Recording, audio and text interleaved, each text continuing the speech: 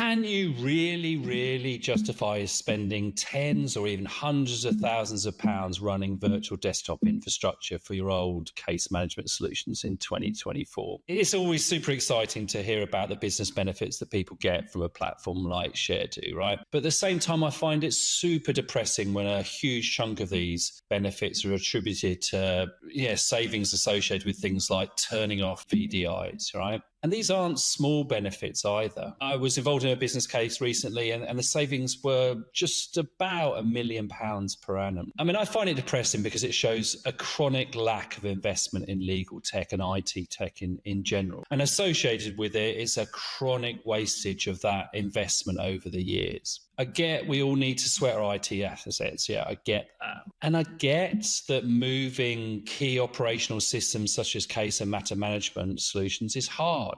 It's costly and it takes time. But the fact that you're running these solutions on a VDI platform in 2024 suggests a couple of things to me. So the first thing it suggests is these applications are as near as damn it pre-internet. I don't know, it was 1999, 2000. I was a .com person and I was building rich clients on top of server side, rich internet clients. Okay, there was a lot of JavaScript and we had all the joys of Netscape and browser incompatibilities, but the sort of applications we're talking about were written predominantly before the year 2000. And if they're written before the year 2000, they're not designed to serve the digital needs for our clients, let alone our AI aspirations. And so they're not going to be really capable of meeting the needs of the 2020s. And they're costing me all this money for VDI hosting. And the second thing it suggests to me is that a lot of our investments are too cautious and they're too short-sighted. So we think that the average case and matter management solution has a lifespan of sort of 10 years, maybe a bit more, maybe a bit less. Yeah.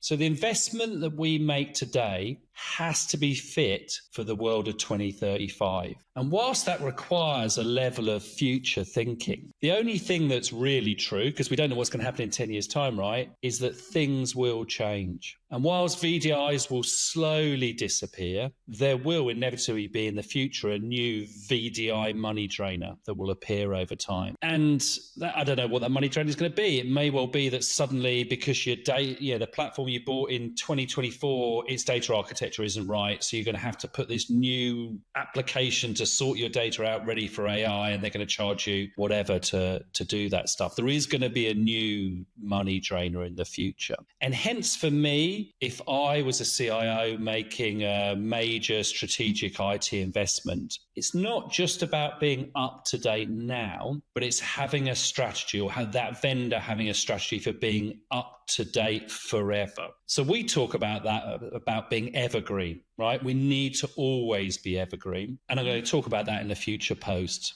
So in summary, avoid the VDIs of today, and what you're doing, you've still got it, right? But more importantly, in your strategic IT investments, avoid the equivalent of a VDI in the future.